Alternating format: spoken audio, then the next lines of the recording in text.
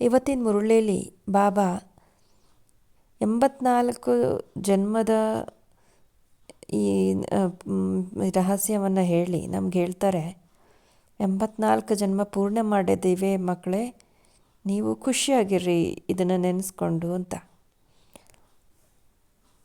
ನಿಜವಾಗ್ಲೂ 84 ಜನ್ಮ ನಾವು ಕಂಪ್ಲೀಟ್ ಮಾಡಿದ್ವಿ. ಅಂದರೆ 5000 ವರ್ಷ ಆಯಿತು ನಾವು ಮನೆ ಬಿಟ್ಟು. ನಮ್ಮ ಮನೆ ಯಾವುದು? ಪರಂಧಾಮ. ಪರಂಧಾಮದಿಂದ 5000 ವರ್ಷದ ಹಿಂದೆ ನಾವು ಈ ಪೃಥ್ವಿ ಲೋಕಕ್ಕೆ ಬಂದ್ವಿ. ನಾವು ಆತ್ಮ ಜ್ಯೋತಿ ಸ್ವರೂಪ, ಒಂದು ಜ್ಯೋತಿ, ಒಂದು ನಕ್ಷತ್ರದ ರೂಪದಿಂದ ಮೇಲೆಯಿಂದ ಪರಂಧಾಮದಿಂದ ಕೆಂಪು ಪ್ರಕಾಶ ನಮ್ಮ ಮನೆ, ಅಲ್ಲಿಂದ ಈ ಕೆಳಗೆ ಬಂದ್ವಿ ಪೃಥ್ವಿ ಲೋಕಕ್ಕೆ. ಸೊ ದೇವತೆಗಳಾಗಿ ನಾವು ಜನ್ಮ ತಗೊಂಡು ಈಗ ನಾವು ಹಸುರ ಆಗ್ಬಿಟ್ಟಿದ್ದೀವಿ.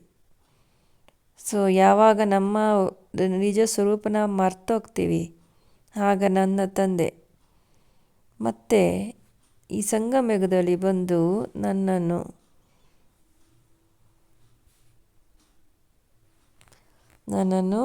ಮತ್ತೆ ಜಾಗೃತ ಆಗಿ ಮಾಡ್ತಾರೆ. ನಾನು ಆತ್ಮ ಜ್ಯೋತಿ ಸ್ವರೂಪ, ನನ್ನ ಮನೆ ಪರಂಧಾಮ, ನನ್ನ ತಂದೆ ಪರಂಪಿತ ಪರಮಾತ್ಮ ಶಿವ. ನಾನು ನನ್ನ ತಂದೆಯನ್ನು, ನನ್ನ ಮನೆಯನ್ನು ಮರೆತು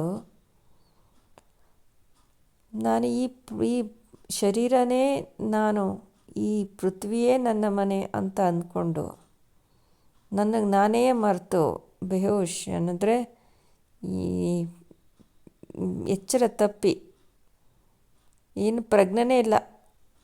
ಸೊ ಆ ಥರ ನನ್ನ ವ್ಯವಹಾರ ನಡೀತಾ ಇತ್ತು. ಈಗ ನನಗೆ ಚೇತನ ಈಗ ಅವೇಕಾಗಿದೆ. ನಾನು ಎಚ್ಚೆತ್ತುಕೊಂಡಿದ್ದೇನೆ, ನಾನೊಂದು ಆತ್ಮ ಅಂತ.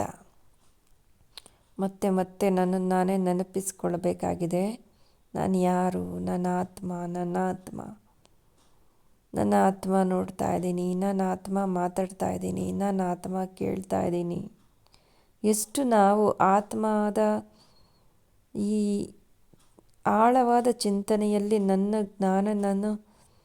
ನನ್ನ ಸ್ವರೂಪವನ್ನು ನೋಡ್ಕೊಳ್ತಾ ನನ್ನಲ್ಲಿ ನಾನೇ ಡಿಸ್ಕಷನ್ ಮಾಡ್ತಾ ಇರ್ತೀನೋ, ಅಷ್ಟು ನನ್ನಲ್ಲಿ ಆತ್ಮಿಕ ಶಕ್ತಿಯು ವೃದ್ಧಿಯಾಗುತ್ತದೆ. ಇದು ಒಂದೇ ಒಂದು ಮಾರ್ಗ ಆತ್ಮಶಕ್ತಿಯನ್ನು ಬೆಳೆಸೋದಕ್ಕೆ. ನಾನಾತ್ಮ, ಇದನ್ನು ಅಂತರ್ಮುಖಿ ಅಂತ ಕರೀತಾರೆ. ಸೊ ನಾನು ಅಂತರ್ಮುಖಿಯಾಗಿ ನನ್ನ ರೂಪವನ್ನು ನಾನು ನೋಡ್ಕೋತೀನಿ, ನನ್ನ ನಿಜ ಶಕ್ತಿಯನ್ನು ಸ್ಮರಣೆ ಮಾಡ್ತೀನಿ.